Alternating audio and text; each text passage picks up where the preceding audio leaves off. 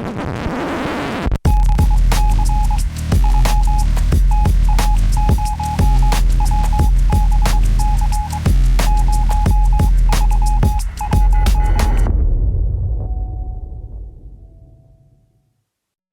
on.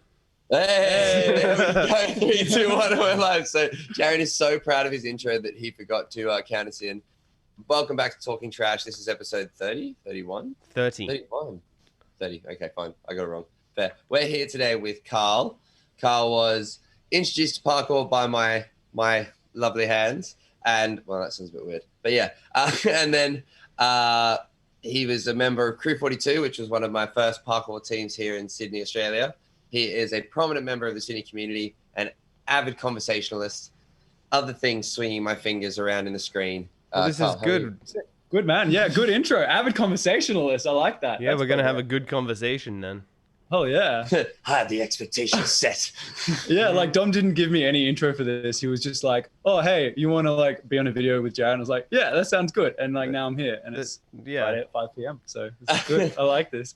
I mean, usually we would have done it at Monday, 9 p.m. the usual time, but Jared was unavailable. So thank you for rescheduling, by the way. You know, Carl's been my friend for so long that he's kind of used to the whole Dom flies by the seat of his pants when planning things. Well, actually, honestly, this was just a matter of luck because at the moment I'm working 7 days a week. I'm working 10 to 4 every single day. Whoa. And then I'm also working weekends as well at Sky Zone, the trampoline park. Mm-hmm. So they just happened to cancel yesterday. So it was literally just a matter of luck that I could be here. Stars aligned. That is really good. What are you doing on the weekdays? On the weekday, other than work? At the moment? No, just like what is work? What are you doing for work? What am I? Yeah, so I'm actually on jury duty at the moment. Whoa, that's really cool. Yeah, it's actually very cool. I'm on a really long trial. It's an 8-week trial, so it's very serious. You're not allowed to talk about that. Yeah, commitment. 8 weeks, but you get paid for it. Yeah. And I'm still working weekends as well, so I'm making money. And I feel like you enjoy that a lot too, because you're like quite an objective figure. Like, I'm like, let's look at all but you said this. But yeah, and then I finish at 4, and then I'm going to Apes or Homebush at least 2 or 3 times a week, which is not ideal, but it's like, you know, you finish at 4, you don't have much like daylight left to do parkour. So I'm doing that, and then like gym, obviously. And I also find when you finish like a 4-hour, 6-hour, 8-hour, whatever you've done, and this is probably the case of a lot of people that train, that next 2 hours, you're not snappy motivated to get it back out the door. Like I finished a job today, just like, and it was a parkour shoot still, so it's not even that crazy job. I just came home and just sat for like half an hour. No, you didn't. You went to sleep. No, that was after. The first half an hour, I just sat. I was just like scrolling through my phone, like just switched off. You haven't got that motivation. That's the pizzazz. That's absolutely right. Yeah, and we can't use our phones during the trial as well, so you're completely switched off from that. And then you finish. So there's no Instagram. No Instagram. Who knew? How do I deal with that Snapchat? But yeah, I finish. My way of dealing with it is I go home, eat immediately, and go to sleep immediately after eating. Have like half-hour, 1-hour nap. Wake up and I'm like, I got to go to the gym. I got to go train. Otherwise, it won't happen. Yeah, that's a good way to reset. I think if you can find your little system like that, like a 20-minute nap will always just kick me into like overdrive. I'll wake up and I'm like, oh, okay, I've got another restore of energy. But 30 minutes, you are a sleeper, you oversleep. How many hours do you sleep a night? Like, man, you first, and then we'll ask Sharon. So, like, how many hours should I be sleep? Like, do I want to? Like recently? Okay, how many? What's your optimal, and then what are you getting? Optimal is, I'd say, between 8 and 9.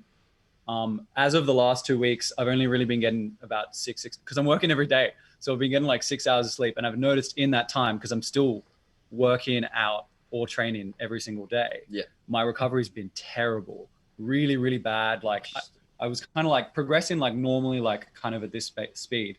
And then it kind of like petered off, and then it started to go down a little bit. And I was like, I started feeling like sick and like getting phlegm. And this is round about when I was talking to Dom about injuries and like energy. And I was like, I literally just need to get sleep.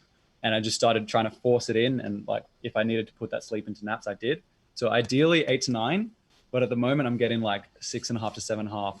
And then I'll compensate with a big nap in the afternoon. Well, yeah. See, I think that's a really good way, is just finding that extra nap. Jaren's very experienced with random sleep cycles. Jaren, how many hours do you sleep per night now? All right. So at the moment I'm at a good level. It's like 6 to 7, something like that. So I'm actually on holidays now, which means that I'm trying to reset my body. So I've actually started getting up at 5:30 again, and I'm realizing that's just what I have to fucking do. It's like my girlfriend, when I started seeing her, I'm like, okay, looks like I'm going to be a night person. Started going to bed at like 12, 1 a.m., that kind of thing. Yeah, that's late. I fucked my whole schedule up. It just like doesn't work for me. But if I get up early, good. Yeah, no, I feel like I'm still trapped somewhat in the garbageism. If I go to bed early, that really helps. But I don't like getting up early either. I've lived my life of I did ice skating, got up at 5:30 every morning, and then did garbage and got up at 5 every morning for so long. True. I've done enough like before 7 get ups for my lifetime. I'll do a few for like jobs and that sort of thing, but like in my luxury time, I'm gonna get up at 8:30. But the thing is, like, for those that don't know, even when Dom was doing this morning stuff, he would do this. You'd smash out Garbo like 2 hours early. Yeah. Like just absolutely destroy himself at work. Eat as much food as possible. Jaron knows this too. And if he didn't go to parkour immediately, he'd just pass out for like 4 hours. Yeah. Like him and Mark would just be passed out. Just done. So I guess everyone's got their own system. But yeah. I mean, my optimal sleep is like 12 hours. I shit you not. Like if I get 12 hours sleep, I'm a monster the next day. But if I get 8 hours, I'm pretty good. Yeah. I don't know. I think there's something like when I was traveling and when there's like the opportunity like of spontaneity all the time, I can sleep cycle on like 6 really easily. Yeah. But if I haven't got that stimulation or motivation yeah, all the time, that's what it is. then I do need that kind of recovery time. And I'm getting older as well, which is True. shit. Old man dumb. Yeah, the spontaneity is definitely part of it. I remember when I went to Canada after my 21st, a few years ago now, and we were just, this was back before COVID, obviously, and literally I hadn't met any of the people I stayed with before I went there. Like we stayed with Caleb from Rilla Hops, we stayed with Tam with a Cam, we stayed with all these people. And like a couple of nights, I was literally sleeping on like tiled floor. And I don't think I slept at all that night. But you wake up and you meet all these people and you're like, holy shit, I'm in Montreal doing parkour. And you're like on it. You know what I mean? Yeah. The excitement, like the second you wake up, there's something to do and there's something exciting for you personally as well. There's like kind of engaging. And that's happening all day because there's so many people. You can literally bounce off everyone's energy. And then you're not going to bed till like 12 midnight because you're up all night talking about your parkour and blah, blah, blah, blah, blah. And exactly.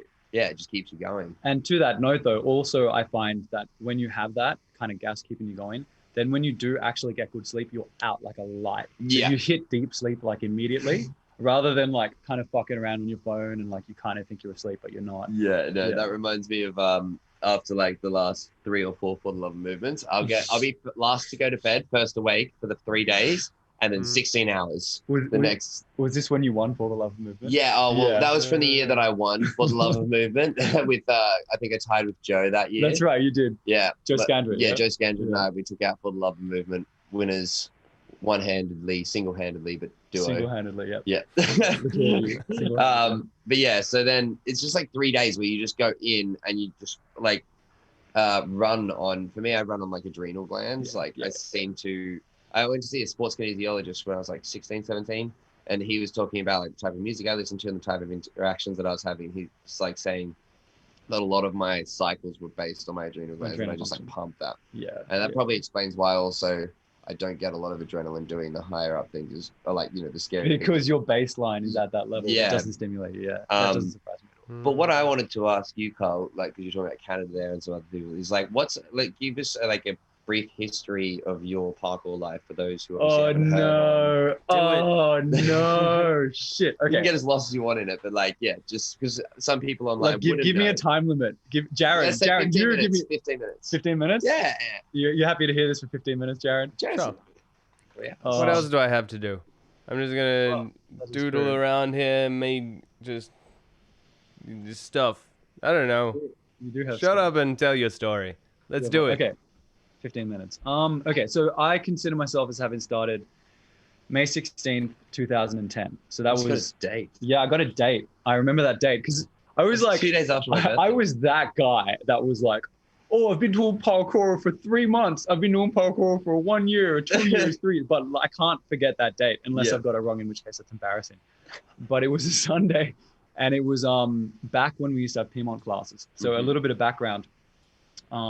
When I started parkour, The only classes I believe that we had were in the city, in this really, really prolific spot where you have like concrete, really solid concrete brick walls, really, really grippy and soft grass. And in the same area, that's where you have all these wharf jumps. So if you're on Dom's Instagram, you see all these wharf jumps. That's always Piedmont. And so you could kind of level up. You could do this stuff over grass with like no height. You could do stuff higher. You could do stuff. It's the classic city spot. It has everything, like has from everything. basic to fully advanced. It has the Exactly. whole spectrum within like a 150-meter square radius. Exactly. And I'd known what parkour was before that. Like I'd met Dom before that. But my first class, I was like, for ages, I was like trying to get someone to go with me. And all my friends were like, oh, next week. And I was like, fuck this. I want to do parkour. So I rocked up in my basketball singlet and my like basketball shorts and like no idea what I was doing. And I did a beginner class and I had like, I did basketball at the time. Yeah. And I had some level of strength. So I did okay. And then the second week, I think it was pouring with rain. And for some reason, there was tons of people there. That doesn't actually make any sense, but that's the way it was. And they needed to divvy up the classes really weirdly. So what they did was they put me into an advanced class. So I never did a basics class. That was so. Do you remember why that was? Yeah, because this guy saw me. So I saw Carl, and I'd only met him like maybe a year before that, or like half a year before that, briefly, like 2 times. So I knew his face, but I couldn't remember where it's from. And me just being my confident self was like, I know this guy. He's actually sick at parkour. I've seen him train before. Because he looks strong and shit. I was like, yeah, he's definitely like a good parkour. And I saw this guy and I was like, is that? And then I heard him, oh, right. And he walked through just like screaming. And I was like, that's Dom. That's definitely him. I know it's him. I'm 100% sure. And yeah, he actually did me a solid because he was like, this guy, can you roll? I'm like, I can. Like, I've been practicing because I was like, Ryan Doyle roll tutorial. That was like the only one of the time. Yes, Grab the Ryan inside Doyle, of your shout foot. out. You know, that's how you roll. And so I could roll and I'd like taught myself to do the other side really poorly. And I was like, cool, they put me in advanced. Which was just strength and conditioning. At that time, it wasn't. It was like, to be honest, it was actually pretty scary because it was wet. And they got you to do like rail bouncing and stuff Oh, okay. in the wet, which yeah. for this is my second week of parkour. I was terrified. Like balancing on, it was like chest height rail, like that kind of slippery paint, like the really bad stuff.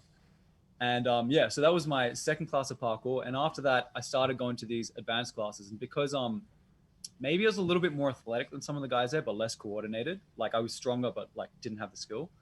I stayed really engaged and really interested. And I made friends with the guys there. Martino Chen, I don't know if you remember him. Yeah, yep.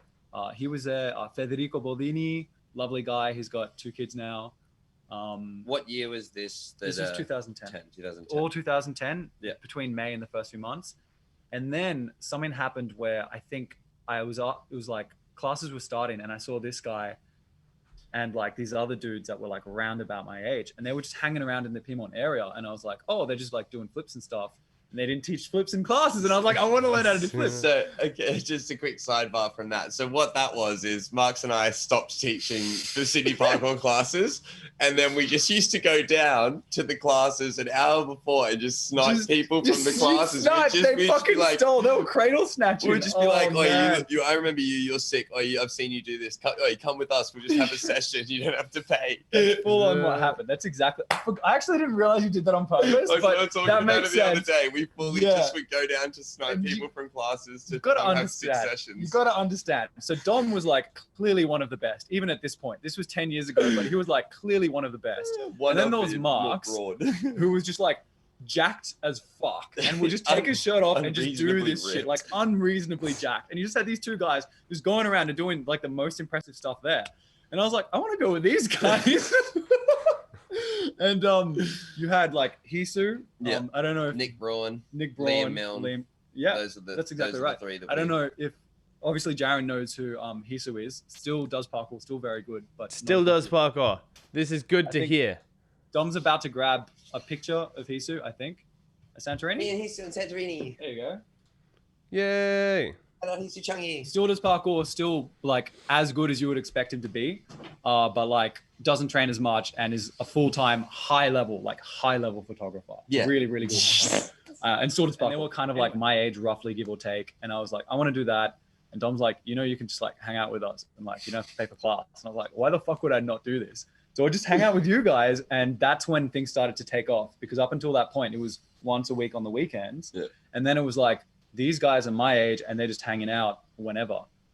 So I guess fast forward a little bit in time, I was doing that a little bit. I started getting into it, and this is actually Power level and no, just before we get to power level. Whoa. Skipping, that's a long. This got me to power level was 2012. That was 2 years later. Yeah. Well, okay. So this is what got me to make the Sydney Parkour Facebook group, which is pretty much dead now. But if you didn't have people's phone number, you couldn't train during the week. So in 2010, our Facebook groups hadn't been invented yet. Mm-hmm. And then something for HSC or something for high school, someone created a Facebook group, and I was like, oh shit, this is awesome. I'll just add everyone. And I added everyone, and then I got shit for it because I was a noob. But then you could just post and say, hey, I'm training on Wednesday. I'm training on Friday, town hall, 9 a.m. The format by the red chairs. Yeah, exactly. Yeah. And so, and then that kind of got, and then I would start training during the week. Yeah.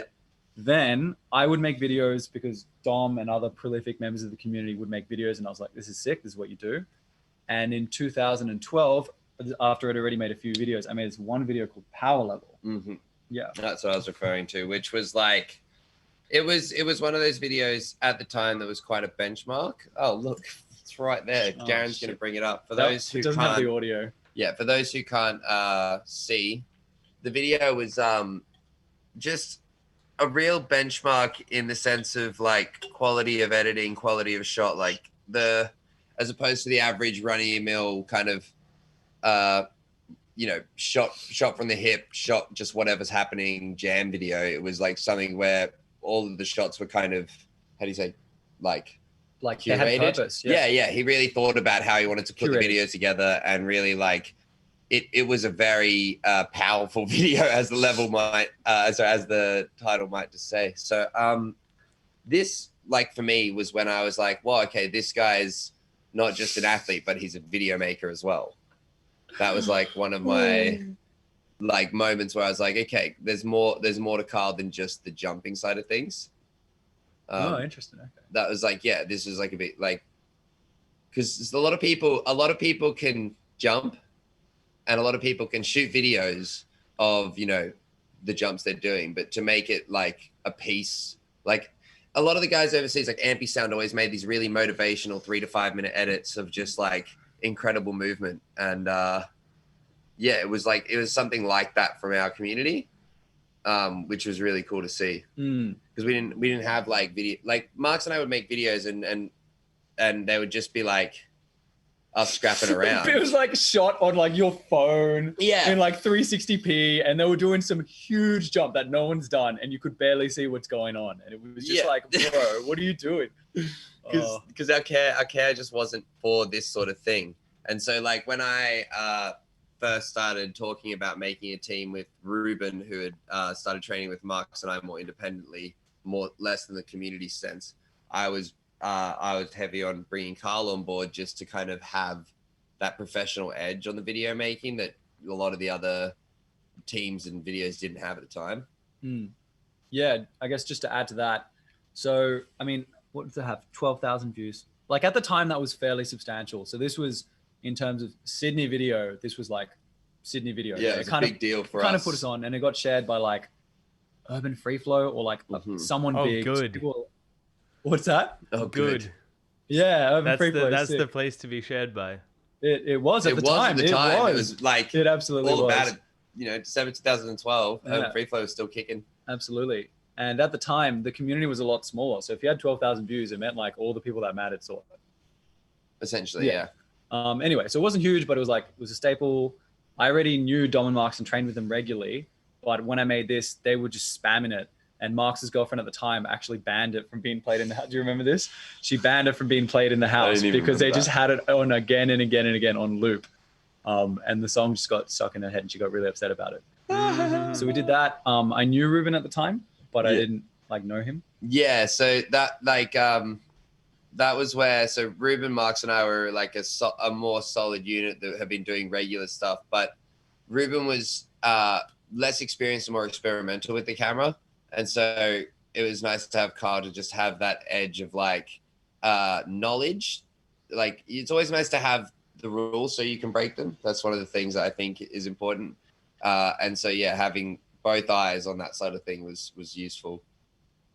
for me personally, I thought it was something that really helped the team.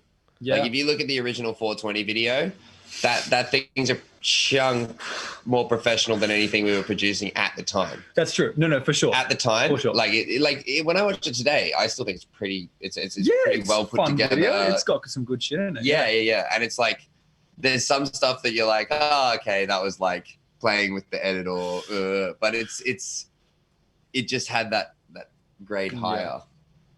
Was that like, I guess, what was so once you made Power Level and stuff, there was another video. Were you already in film school then? So just to kind of timeline it. So 2012, I was in year 12. So year 12 was last year of high school. Mm-hmm. So that was December 2012. So what I'd been doing was I'd been working on for my art, like video thing for HSC, for high school certificate. I made something using some parts of that. And then I just kind of pumped it up into a parkour video. So that's why some of the shots are like so well put together, because it was literally for like an art project. That makes sense. Yeah, I remember I remember the intro. I was always like, it's like so it's drawn out. Yeah, and it's very drawn out. It's a lot of moments. You know what I mean? A lot of briefs and stuff like that. But then what it did in that way, and I'm sure that was part of the project's design, is it built a lot of tension for the moment of drop when everything went hard. It was like, whoa, hold on. Yeah. So I guess just to wrap up the video, at the time, like a lot of the jumps that are in the video were like really like, oh shit, this is big. So even though you watch it now and it's like a 5 or 6 minute video and you're like, this is a bit up its own ass, at the time it was really exciting. Yeah. And I went around and I was like, okay, Dom, I need you for these shots. Okay, Marks, I need you for these shots. Gussie, I need you for these shots. Yeah. And I would just like go around and I would do that. So it had impact. But film school was the next year. When I studied my Bachelor of Media Arts, my honors degree. Yeah. Can we just give Gus a shout out for doing a tunnel flip pre in 2012? Yeah. That's like... I remember every time I get down to Fairmont, I'm like, damn it, I can't do that. But the thing about Gus is it's not like, everyone get your cameras, I'm going to do this tunnel flip pre. Everyone was just fucking around, and then he just did the tunnel flip pre, and I was like, you know, like I got to film this shit. You know, like he just did it. He had that, like what I heard the stories of Danny being like, that's exactly right. Like there was no ego to his training whatsoever, but his skill level was so high that like everything should have been captured. Like everything he was doing, like someone should be just following that man around with a camera. Even still, he's like taking it easy all the time and doing like crazy bike tricks. And I go to the gym and he's doing like down monkey falls and stuff like that. I'm like, gosh, you're so good. Can still easily double cork and double back. Like, yeah, man should be a professional athlete. And it's still jacked. He's like a really, really jacked Jackie Chan. There's very few people that like take their shirt off and like make Marks look kind of small, kind of less muscular, jacked, less jacked. Less and jacked. Gus is one of those very few people. It's fucking crazy. He's just a specimen. He just is. Shout out Gus. He's a man. Yeah. So then, what? Like, so we started 420. Yep. 2013. And then we were just like regularly making videos. Yep. Singapore was before or after we brought on Mikey and Hisu? Definitely after. So we had Team 420 and then we had Team Crew 42. And that evolution, I remember, so I don't know if I've ever said this one online, but that evolution happened for me at a bar mitzvah. Oh, I want to hear this. I haven't heard So Marks and before. I got a job through Jump Squad performing as 420. Oh, wait. Yeah, I remember at a this. bar mitzvah. Yeah. Which I remember, I think I backflipped off a table and it broke. Yeah. Amazing. Hire me for your shows, folks. Oh my gosh, I so forgot about that until I started telling the story. And I was like, right. I remember, yeah. Funk. Like I just for background, Jump Squad, I'm not sure, are they still operating under that name? Yeah. Yeah. Okay. But at the time, Jump Squad was a gym. Like it was the only big parkour gym in Sydney. Yeah. And it was also a team, which obviously included the best, which was Dom, Marks, Gus, who we just mentioned, and some others. Yeah. Mm-hmm. And so they would get, like George Georgievic would get us jobs throughout Sydney. You know, as they would influx, they'd go through his business and he would hire the athletes. And we got hired for this bar mitzvah, and I'm backstage with Marks, and the lady comes up to us and she goes, "Hey, so what do we say for the announcements?" And I was like, "Oh, you just say Team 420 for Jump Squad." And she just looked at us and she just goes, "I'm not going to say that." And I was like, "Oh." Oh, okay, yeah, just jump squat. And then like I went home and I was like, yeah, we need to change our name from a blatant let the record show. I said this the whole fucking time. Why would we listen to Why you? would they listen? We were in, but the best, Jared, the best part. So prior to this point, we'd already done a few jobs as Team 420, and we'd already been to China twice, which was sick. That was a sick time. Oh, China was amazing. Other than Mark's breaking his foot. Oh yeah. And then having to do a 4-man show with 3 people, which is like a story I tell all the time. But we were literally in the middle of industrial China. Like nobody speaks English. Our translator barely speaks English. Like there's like destroyed buildings around our hotel, which is somehow just like a beacon of light in the middle of this industrial area. The smoke is so bad that one day it rained and then we saw the sky. We didn't see the sky every other day. It was crazy. And it was a fun time. Yeah. But the point is, they like announced us. So we would do it. It was a car show for context. Yes. It was a car show. We're like jumping over cars and shit. In and out of cars as well. In and out of actually, cars. yeah. So That like was mainly door you. opens. Yeah. Yeah, door opens and sunroofs. Yeah. So mainly me and Mark. Yeah. Because these guys obviously, Dom and Marks obviously were high level, had been training for longer, etc. And we got Loki and Carl on the job with us. So 4-man job. Yeah. And what was the deal? And they announced us, and they're like, and Team 420. And we fucking lost it because they had no idea. Like, because they're speaking Chinese, and Team 420. They had no idea what it was. They had no idea. Like, worth the name just for that moment. Bro, literally. Like, and one of the guys, do you remember he had a hat with like a weed icon on it? Yeah. I can't remember his name. He was dope. Bonner. No, it wasn't Bonner. It was, No, it was the other dude. Yeah. From. They just didn't know. It was just iconography to them, you know? They had no idea what it was. But yeah, we like. So we're just gonna get quickly into. You got to tell the story of how we did 3, because I won't tell it as good as you if you tell it all the time. But how we once Marks broke his foot. So we were doing we were just having training session, normal training session. I went away to grab something from the hotel. I can't remember what, but I came back and Marks had broken his foot because him and Loki were doing a running pre at ankle height on really dusty walls, like 16, 17 foot running pre, mind you. And yeah, Marks just overdid it and his one foot slipped out and he broke his foot. Yeah. And so we had to do 2 weeks of performances, a week and a half of performances. It was more than a week for sure. Yeah, I think it was 2 weeks. So just as a preamble, Marks has grown a lot since then. He's matured a lot. But at the time, Marks was like, had never had a really serious injury, was like the most athletic dude you've ever seen, would just go for shit first time, every time. And this was Loki was improving every single week. It was crazy. Yeah, Loki was on fire. And he still is an animal to this day, but Loki's just like strength and like ability to take shit was unparalleled. He's like 5'7" and just like pure muscle and bone and nothing else to him. Imagine the impact version of George McGowan. So you got George McGowan super powerful. Loki's like not that powerful, but he could just take L's, bro. Yeah. Or I mean, I would just say like Fedori, except less technical and more willing to hurt himself. Yeah. Raw. Much more raw. We called him Wolverine. Yeah. That was his nickname.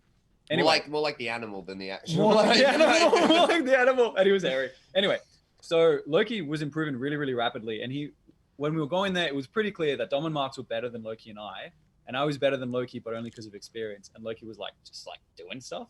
So we were at the spot and it was the sickest experience, bro. We were there with these Chinese athletes. We could not speak to them in English. They didn't even do parkour. They were just on the bikes and scooters and we were jamming out. And it was like the sickest experience. All of us like different disciplines of movement, jamming out at this one spot. I don't even know how it worked, but it did. Yeah, it was that. Yeah. A great time. Great time. Yeah. And Loki like checks out this running pre. I remember, I'm pretty sure Dom had seen it and Dom's like, we're doing a performance, like why risk injuring yourself? And I was like, the walls are just too dusty. That whole spot we went to one day and I was like, I can't do anything risky here because it's so slippery that if I go max, I'm just going to slide across. Exactly. Stuff. It was like risk management. And I think a bunch of us had gone in with injuries anyway. Like, people also don't. That's so funny because I'm like being the mature one there, even though I'm the most immature person. Like, hey guys, we can't do this because of the show. What about like, saving your bodies when you're being paid? It was a smart move. Anyway, but it wasn't just that. The walls were like, I don't know if you remember this. They were like, ooh, they weren't angled. They weren't flat. They had like this weird design to them. Yeah, like so flat with the like a bunch of curves. Yeah, like a couple of rolls underneath. Like rolls. Like concrete rolls and then a flat top to it. Exactly. So you could not stick it. It was impossible to stick it unless you literally mashed your foot into it. And it was a big, maybe like 15 foot free. Not huge. 15. But like 16, big enough that you want it to be a good surface. And Loki just fucking hucked it. And I was like, yo, sick. I'm still not going to do it. And Dom was like, sick. still not going to do it. And then you fucked off to the hotel. Yeah, I don't remember why. And then Mark's did it. Reason, I wasn't there. Yeah. And Mark's, God bless Mark's, saw Loki do it. This is my memory. Saw Loki do it and just assumed because Loki had done it, he could immediately stride it. Now, keep in mind, this was a 15-foot downwards running stride to a dusty surface that he hadn't prepped at all. And he just did it. And I'm like, oh, no. And you could just see it. And he tried to take it on his foot and just everything went wrong. Like slipped, wrong part of his foot. Everything went wrong. And he just buckled. And you'd never seen Mark's injured before. And he'd never been injured before. So he was just like, oh. And he was just really confused. And yeah. And we were like, oh, fuck, let's take a look. And it's like, I think I broke my foot. We got him checked out. And of course, brakes don't show up straight away, as you would know, Jaron. You need to kind of like wait a few 24 days. hours, 48 hours. Before it shows up. You don't know this? Okay. I didn't know that happened with my fracture for Leon 25. So I did the front, went straight to the hospital 2 hours later. They're like, no, your foot's fine. So then I went to Barcelona, no cast, and like walked around on my foot and like just like was on crutches. Yeah. And then 6 weeks later, I had a MRI and they're like, no, you fractured your foot. Yeah. You're all fucked up, kid. Yeah, I'm not 100% sure why. I think it's something to do with inflammatory response. Yeah. When you've got a tiny little like fracture, it doesn't show up in the scan or you can't really tell. Anyway, turns out he had broken his foot. He couldn't walk on it. And now we were doing a 4-man show with 3 people and we hadn't even started the performances yet. Keep in mind, we were doing performances 3 times a day. So it was like very intense. Yeah. And actually a few days in, this was my first serious injury. I ripped my hip. I tore my labrum. And in the middle of the performance, you had to be like super, like onto it with recovery, warm up, all that stuff. Because I was just sleeping and then waking up and hitting a big front to start the show and just going. You were like operating within your realm of safe. Like you're still doing good shit, but it was safe for Dom. And also, like at that time, I was a bit more shoot from the hip about not warming up and that sort of thing. Like, but also it was summer. It was summer in fucking 40 degrees. Changchun. It was really hot and humid. So we'd wake up and you were kind of ready to go. So it was a good environment to train in that regard. But yeah, it turns out I tore my labrum. And I didn't know at the time, but we were in the middle of shows and I was just learning how to do like really exaggerated kick out sides and like half twists and stuff like on ramps. And I just I felt it go poof, like in the middle of one of the performances and like it just exploded. I was like, oh fuck. And like we like finished the set and I'm like, Dom, I think I just dislocated my hip. And it's like we're in the middle of the show, just finish the show. And I'm like, cool, just like finish the show, managed to do like a front flip or something. And then I was like, he's like, oh, see, you're fine, man, you're fine. I'm like, bro, it's not fine. And we went for a massage. Right. It wasn't fine. We went for a massage like that day or the next day. And again, no Chinese. Our translator did like an average job of explaining it. And these guys are like, elbow in and into my hip, and I'm like nearly crying, and they're like, ho ho ho, and the trainer's like, she says you're a pussy, and I'm like, okay, I guess I'm just a pussy. No, so we went. Hip. Keep in mind, I learned inward sides, like wall inward sides, on that trip because Dom like helped me out, so I kept training. We had to, I just like changed my technique and like guarded my hip more. We went back to Sydney for 3 or 4 days and then went immediately back to China for another job for Honda, for Chinese Honda. With Jesse Turner. That's right. And that was sick too. With Loki as well. Yeah. But it turns out that was the beginning of my long-standing knee injuries because I'd literally ripped my hip and just didn't look after it. And so up until that point, I'd never had any knee pain at all. And I trained with this guy who was always about taking drops. It was fine. Then once I tore my hip, I was like, I'll just train and just do really heavy squats and it'll be fine. It wasn't fine. And then I started getting knee pain and then, yeah. Well, because you were one of the people that like, because you were educated enough to be able to like give that back to me in information. But it was like, I learned that not everyone can just train the way I train. Because when I was like, I grew up doing sport, and I just assumed everyone was strong. Everyone can do what they want to do. So I was like, just train, just stretch, do your rehab, blah, blah, not realizing that was kind of a background of mine. And like, I train with Mark's a super athlete. So I'm like, of course, and anyone I trained with up to that point had also been more experienced than me. So I was like, oh, everyone can just train like this.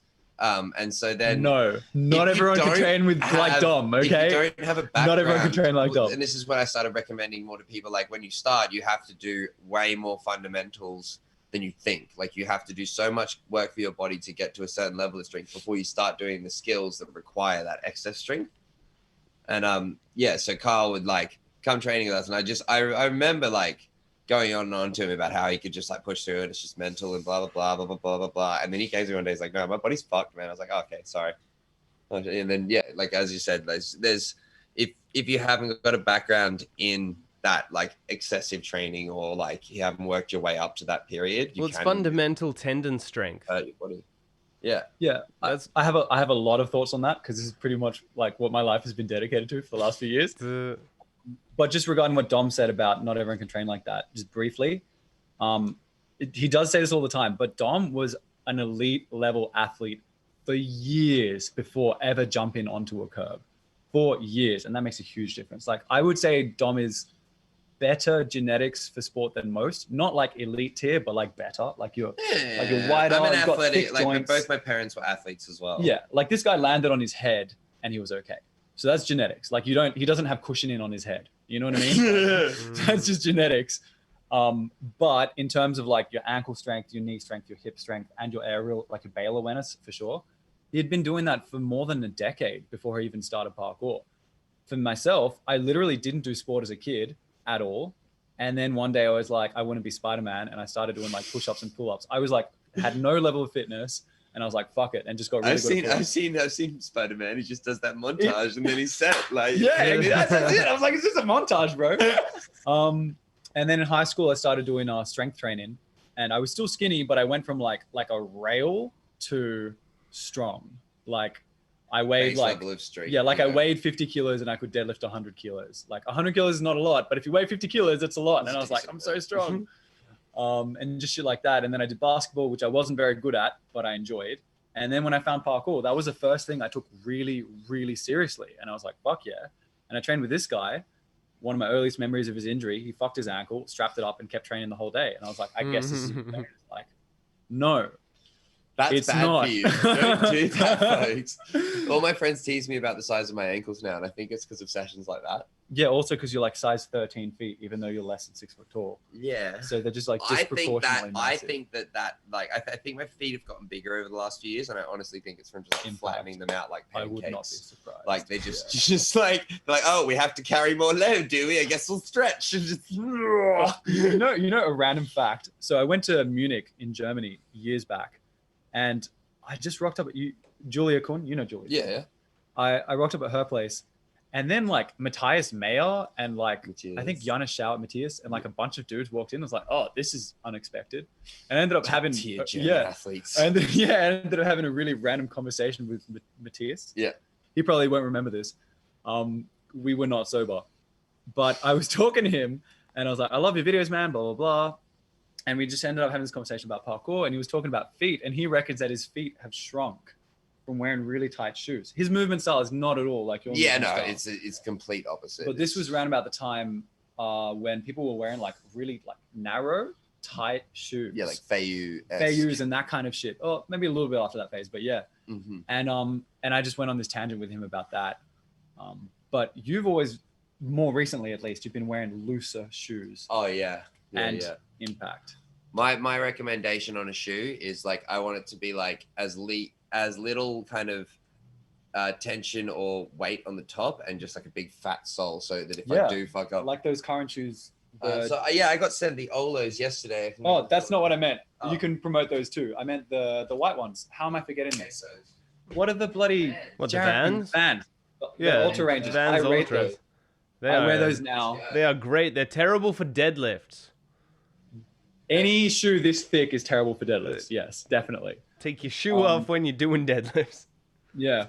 This is Dom's. Look at how fucking huge this shoe is, by the way. This is disgusting. It's got sand in it. Thank you for that. Anyway, so these are the Vans Ultra Rangers. Anyone that does parkour has probably seen people wear these. These are filthy, but basically they've got a good amount of foam and they're kind of wide, really comfortable to wear. And they've got rubber, not heaps, but enough to kind of take it. And they're really light on the top of your foot. Yeah. So these are the second version of the Vans. They had the first range, which was just the Ultra range, and it had less weight on the top and a little bit less rigidity in total. So this back part didn't have like a hard cover. And I really liked that because essentially it was just like mesh on a sole. But they And when you also destroyed had a it, it was even really better. they had a really soft sole because I remember tearing through them on a skateboard, and now they've Yeah. changed to that waffle design, which is a lot better. I tore through one of my last pairs on a gainer recently. I just did a gainer on the floor. You'll see it in the YouTube video coming up soon. But like I just go to Kong out across the floor, and the tension of the floor because it's rocks just tears out that last part. Is this a middlehead? No, this is just like okay. like just a spot in our time. I just did like an arm jump at middlehead. Yeah, middlehead. Like, do you know middlehead, Jaren? It's like really beautiful spot, but super like not very forgiving. Everything's rough. Yeah. And I was like, sweet, I love these shoes. And I just did an arm dump and just went, and just tore a chunk out of the bottom. And I was like, shit. So I just received this pair of Olos in the mail, and do not touch these because the dampness is not water; it's my sweat. Gross. I wore for the Farang shoot I was doing this morning. I wore a mocap suit. What was a Frank shoot? Like we were shooting That's some cool. stuff. Yeah. Nice. Like it's with Farang, which is really cool. So I was wearing a mocap suit and doing parkour, and my God, when I got out of that mocap suit, I did not realize how much I was like, it'd be like I've been for a swim. All of my clothes were soaked like all the way through. I was like, this is awful. Disgusting. So don't touch this. Okay, I noted. But so actually I got these yesterday, and they sent me two types. This is the tactical. I'm super impressed. I wore these yesterday in the rain, and the one thing that stood out to me immediately was Olo YOLO grip. Their old school like thing that first was mad about the Olos was how good the grip was. Yeah, these have that. True. These have that. These like I tried to like twist my shoe, and my shoe didn't move, and my foot moved a little bit because of like the tension. So it's really, really good grip. It's slightly slimmer than the like. So they look like Ultra Ranges. Yeah, so I think they're based on a similar design scale, but they've got some very clear differences once I got them in person. But yeah, so they're a lot slimmer, which I actually like. Don't mind. Yeah, I thought that would be bothersome, but it's not. The other ones that I've got have a higher arch, which personally isn't my jam. But if you like these are literally drenched. Do you remember the first generation? I love how I said, Olos? Don't hold these and then handed them to him while I ran away. Those ones aren't wet though, right? No, those ones are good. These are beautiful. These have a higher arch. You might prefer that. That is the, what is this? This is that's the tactical. Wait, what the? There's two names for them. You got them mixed up. It says tactical. Yeah, but this one says tactical too. Yeah, it's just an insult. High grip, no. Yeah, that's the, I don't know, but these are the two types. One has a white stripe, one doesn't. One has a higher arch, a little bit narrower. Really nice, like just general athletic wear shoe. This is my preference, this one here. 1010 would recommend to a friend. You haven't worn this at all? No. 1010 would recommend to a friend. But I think these are the prototype. I don't know if you can get them yet, but it's good to see Olo doing bits because I know they had a bit of a gap with their stock supply and everything that with the company just because they look like you could skate in those. Like that front really toe part, that looks like a reinforced, like the strip, the white strip around the toe. That looks like... So the material's definitely a bit thicker than the Vans ones, which, as I said before, is not really my preference, but I haven't found an issue. Like, I'm into them. I'm not going to say I'm not into them because they're good. Yeah. These are definitely the more premium of the two, aren't they? I wouldn't know. It's got a little lace pocket. It's got a lace pocket, bro. Oh, good. No, it doesn't. It's got a lace pocket. Oh, yes, well, I think that's your more stylish. It's just built a little bit more robustly. Yeah. So that's our little shoe review. Yeah. But yeah, Vans Ultra Range is still my favorite shoe to train in. Regarding grip, it's always so Ultra Range is a fantastic shoe, especially for free running if you want to be landing on weird surfaces at weird angles and like doing heavy flips. But then you switch to a shoe that actually has like good grip, and it's shocking because like there's nothing wrong with the grip. Blew my mind. And Olo does have particularly good grip, but also the Ultra Range is fantastic shoe, but they've got this kind of waffle design where there's not that much rubber, so you don't get a crazy amount of traction. Olo has particularly good grip, but any shoe that has like they're designed for parkour, so that's why they've thought about that specifically. I think Vans didn't really even realize the extent of which parkour people were using their shoes until we've shown them. Yeah, like it's actually, I would think, would be one of the most used shoes within the sport, not just because we like they were staple before me. I'm just one of the people that advocates like the ultra range for training. But yeah, like hopefully they'll be able to see the benefit of, or like the market for the shoes in parkour, and then For sure. we can kind of get a more sponsorship even deals. specific one made. Well, sponsorship, even better than sponsorship. Dom was saying that they could make a parkour specific shoe. Yeah, like look, like at the end of the day, I just want shit for parkour. Like if it goes through me, it doesn't go through me. That's cool. Like but yeah, parkour shoes. Oh, they could call it the Vans Free Run. The Vans Free Run. Nice. I'm still gonna get my. I've heard nothing but amazing things about the Farang shoe. I just need to get my hands on a size up than we have in stock. Haven't you already won the French? No, Didn't they have one custom built for you? No, that one they wanted to see if it fit the top mold, but then I didn't, so I had to give them away. But like I've heard nothing but rave reviews from people that like in Sydney, they're like, yeah, I love it. Oh, this lasts me so long. Number one nugget training buddy. Oh my god, I almost forgot his name. Kian, who I love dearly. I love Kian. Kian, what a guy. He wears Franks, and I've tried them on. His feet are kind of similar-ish, like only a little bit smaller than mine. They're really grippy and they're very comfortable, which is like the two most important things you need with a parkour shoe. So yeah, well, they're designed purely from parkour people within like the tight knit center of the community. That's I would right. say. That's what Jason told me, so I believe it. Jason, he's Thanks, Jason. So what I guess we probably won't have time to go into the extent of your travels, but we can do that on another show. What I was thinking is what do you kind of see for the next part of your training, and also just a general like what do you see, like where would you like to see parkour go if you had any? So the first question is myself, and the second question is parkour in general. Yeah, like your training, or you know, if you want to do something, you know, whatever. Blah, blah, blah. So for me specifically, in the near future, I'm just working 7 days a week just for the next 2 months, making some money. But basically, I've got like a whole write-up of kind of what I expect my plans to be over the next few months. Basically, I'm just getting stronger consistently. I'm training legs at least 4 times a week. I'm doing parkour at least twice a week. And I'm also doing upper body training, which is not related to parkour.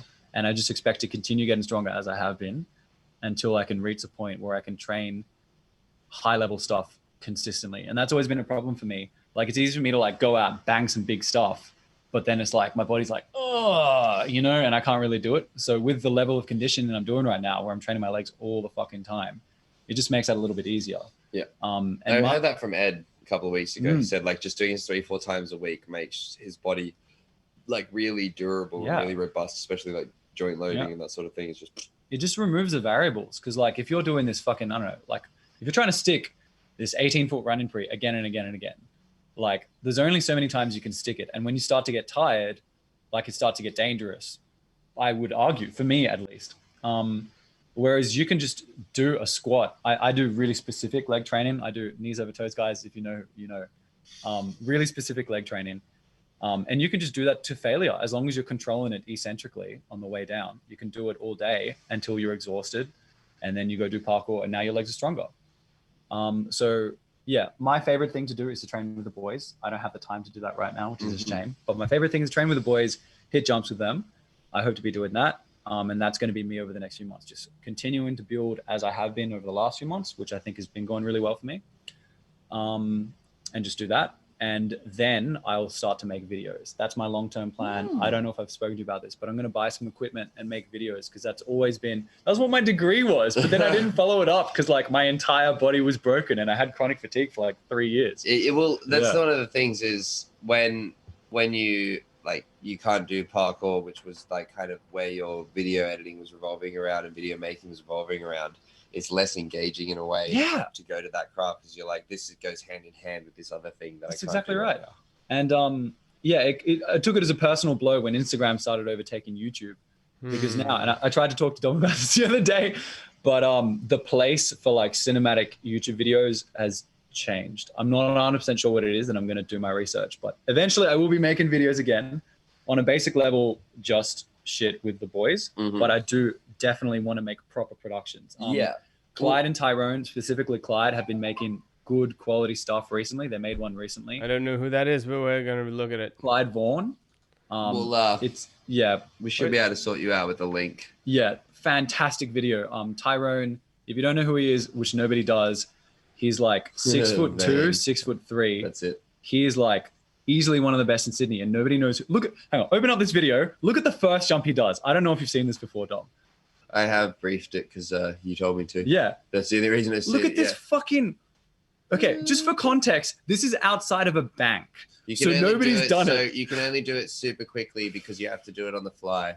Well, actually, he went on. Not Christmas. Anymore. He like the security guards know him now, and they're like, "Oh, it's that guy," so it's fine. Okay, cool. But this guy, he's like 6'2", like 85, 90 kilos, just like a hunk of muscle.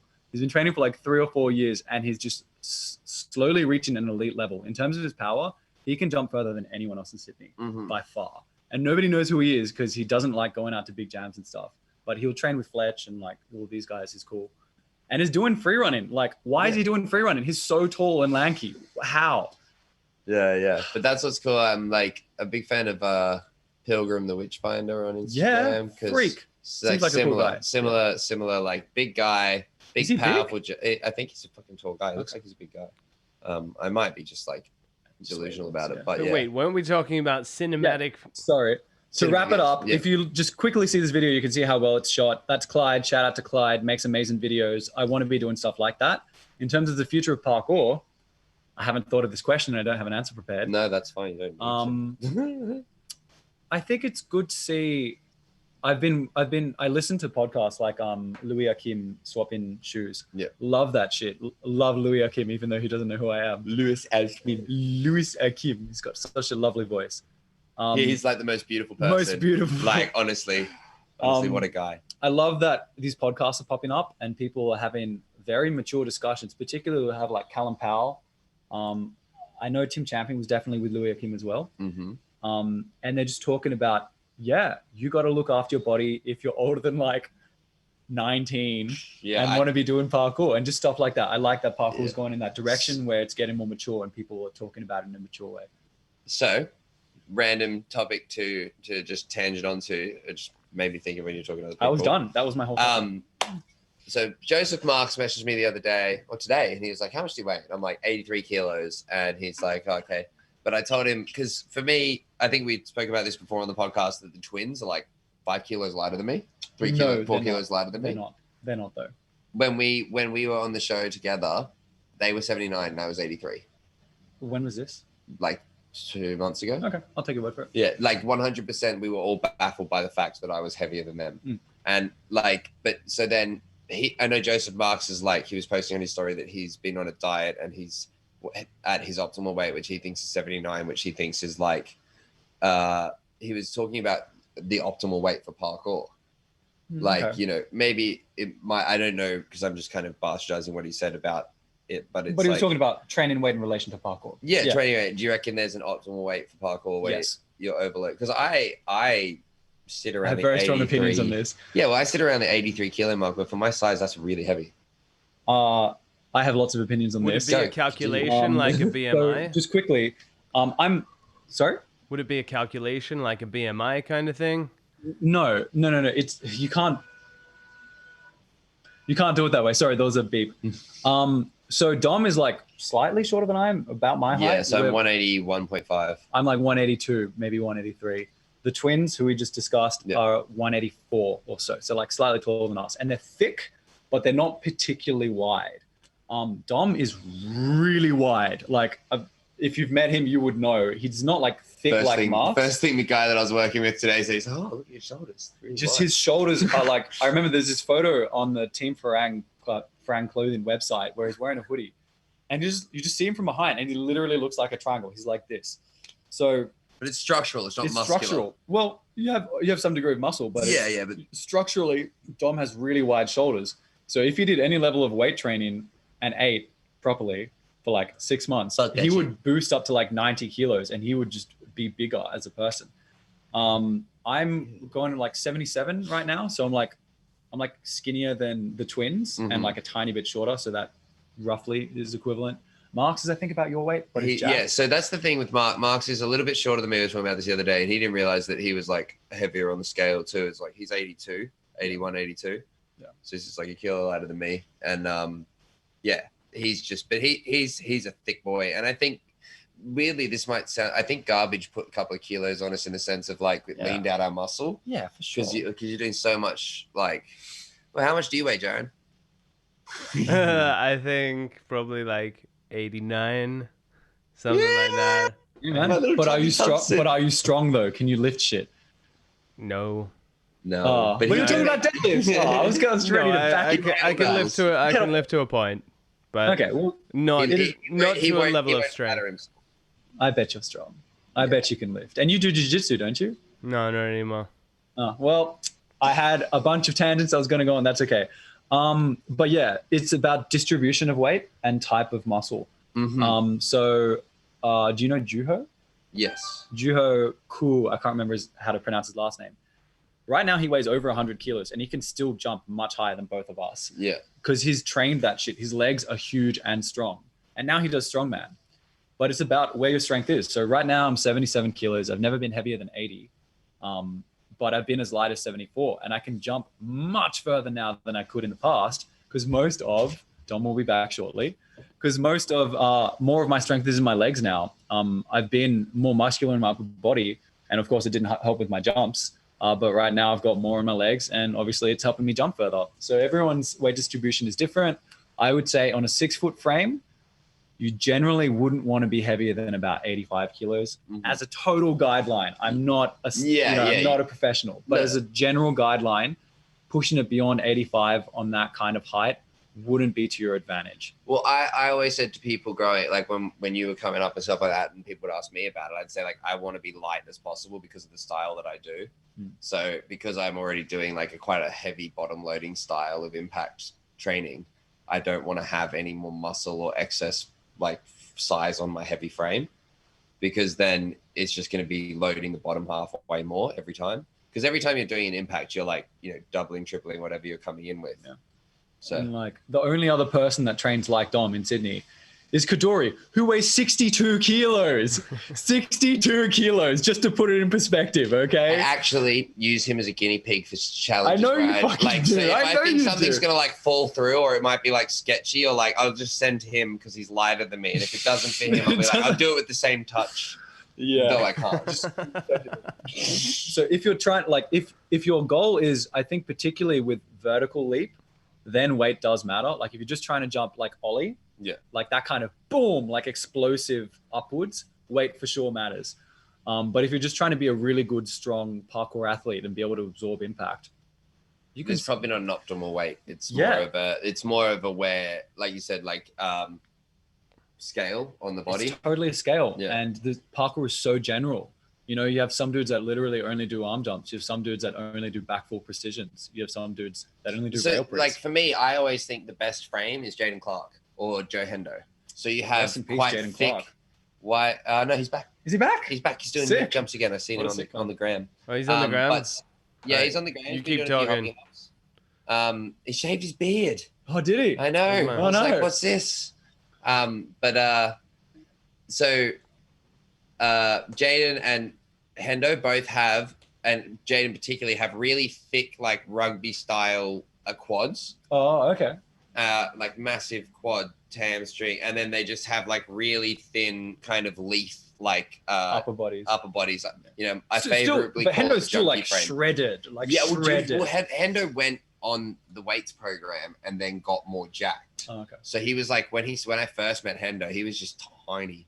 But it was always lean as fuck. Yeah, Ollie, like lean. Like Ollie lean. Yeah, that's what I mean. And Ollie as well, even though Ollie doesn't have particularly thick legs, that's what like I reckon it helped with Jaden's like weight ratio for certain things. So like with his flipping, because his bottom half was heavier, once it's over a certain axis, it's going to whip down. Just for context, Oliver Lister is like the most naturally explosive person in Sydney, perhaps. Yeah. Yeah, I have lots of thoughts on this, which obviously we can't cover today. Mm-hmm. But it is worth noting, Mikey Armstrong, who's perhaps the second most naturally explosive person in Sydney, started off at like 50 kilos, massively underweight. Do you remember this? Yeah, like I was talking about this the other day with Marcus as well, the back full that Mikey did that time. Yeah. That was like when I was like, what? Why did he go like over his shoulders Why did he do a fly? standing back full? Like I've seen happened? this guy train. He's What? Yeah. So Mikey, Jaron, you know Mikey, yeah? Yep. So Mikey, I would say, is the freakiest overall power I've ever seen in person. And he started like as a 14, 15-year-old and just had that kind of float when he jumped, which was really like weird. Like it looked fake. Rare, for sure.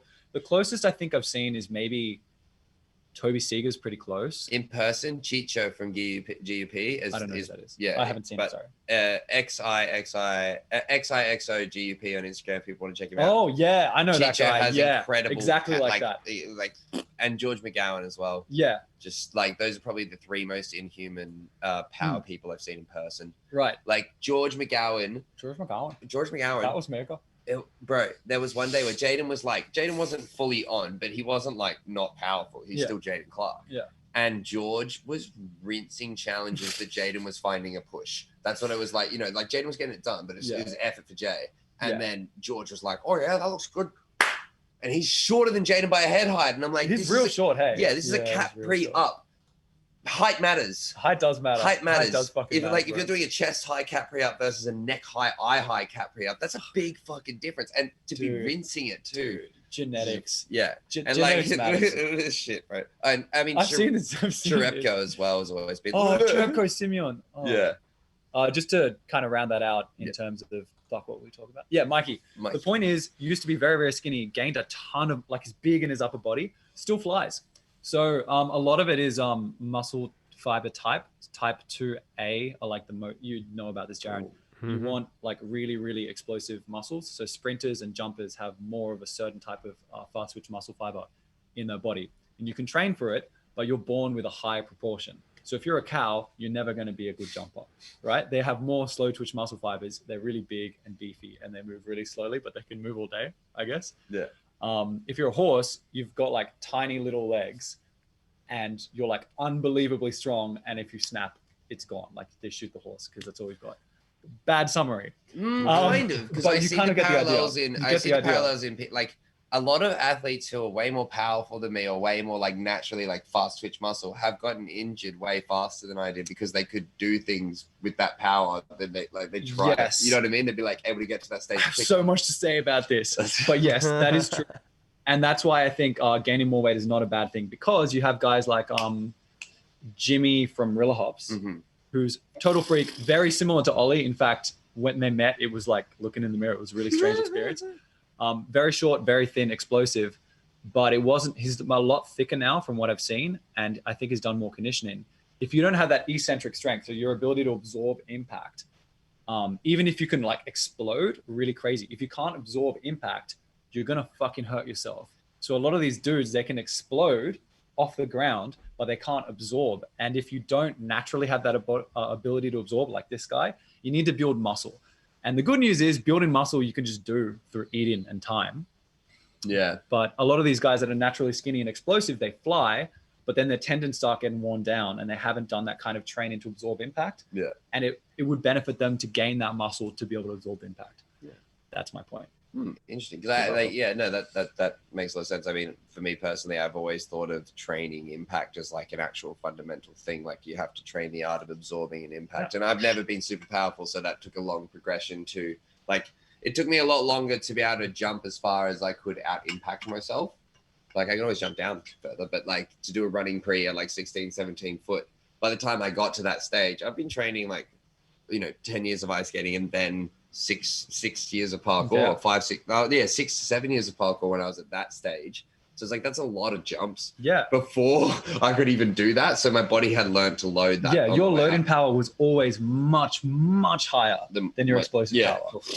Much, much higher. Still to this day. Like, I don't know if you'd agree with this, but for me, I know that the reason that Dom got into high front flips was because his front flips on flat ground were not very good. And if you look at his old like roof to roof stunts videos, you'd see him like do a front on flat and like land kind of in a squat. And then he just boosts this huge front flip like off a car park, like in the same video, one after the other. I need that time to rotate, man. You needed the time, like literally that's what it was. Even in Melbourne 2010, I remember this. Dom just you've improved a lot, but Dom didn't naturally have that kind of pop with his jumps. So he would just jump up high shit instead. That's how I learned to flip. It's just, more time. There's more time. Oh, so like, funny. So I really want to do a double layout on sand, but I need to go to like 7 meters to be able to do that. Like, there's no way I could do that off like 3 meters. You know what I mean? Like some athletes that can just double whip. Like, no, Dom has to go like so high for that to even be possible. So the worst part for me is it's scary because I'm just doing a 7 meter fucking double layout then instead of like, but I'm going to do it. That's on the hit list. But on the other hand, you can land on your face and you won't die. So it's okay. Yeah, I did that on concrete. You did it. Yeah, it's okay. Yeah. We all know. All right, Jared, any additional notes before we wrap up, or is that pretty satisfactory for you, mate? No, that is fine. It's fine. All right. Well, Carl, thank you so much for coming on. And I feel like let us know in the comments if you'd like Carl to come back on the show, because there's so many points that we didn't cover. And avid conversationalist was like, I want Carl back because you have so much to talk about. He's thinking all the time about like, and also about subjects that I really care about. That's where it gets good, is because I'm really invested in like parkour movement strength. If I had to give myself an intro, I would say there's people that are like naturally gifted and people that aren't. I'm obviously not. I'm a thinker. So any progress I've made, I've had to really think about. So and structure and those things. I don't envy that. I'm not gonna lie. That's okay. I couldn't do it. I haven't got the brain for it. It is what it is. Yes, you do not. And on that note, it is what it is, folks. Thanks for listening. Thank you for tuning in. Thanks a lot, Jazza.